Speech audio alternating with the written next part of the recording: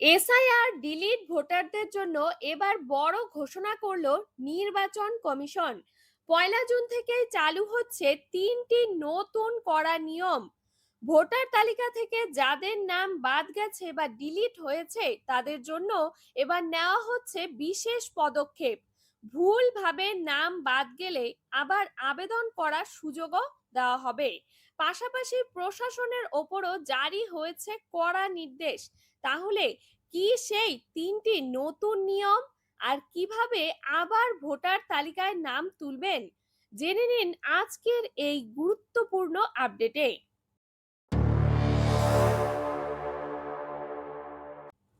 বিশেষ ট্রাইব্যুনাল সবচেয়ে বড় সিদ্ধান্ত হলো এবার ডিলিট ভোটারদের অভিযোগ দ্রুত নিষ্পত্তির জন্য বিশেষ অ্যাপিল ট্রাইব্যুনাল গঠন করা হয়েছে।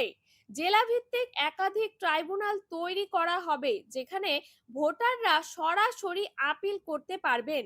যদি কারোর নাম ভুলবশত ভোটার তালিকা থেকে বাদ পড়ে যায় তাহলে সেখানে অভিযোগ জানিয়ে পুনরায় নাম তোলার আবেদন করা যাবে।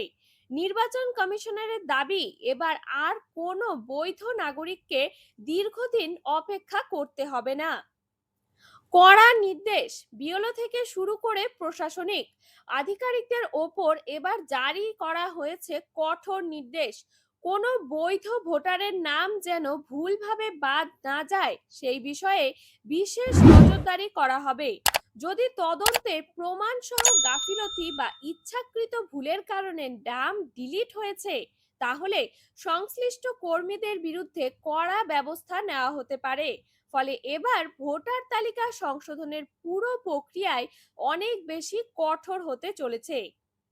নতুন আবেদন যাদের নাম ইতিমধ্যেই ভোটার তালিকা থেকে বাদ গেছে তারাও আবার নতুন করে আবেদন করতে পারবেন, তবে তার জন্য কিছু গুরুত্বপূর্ণ নথি জমা দিতে হবে, যেমন আধার কার্ড, প্যান কার্ড, জন্ম শংসাপত্র অথবা স্থায়ী বসবাসের প্রমাণপত্র। এই সমস্ত নথি যাচাই করার পর যোগ্য ব্যক্তিদের আবার ভোটার তালিকায় যুক্ত করা হবে।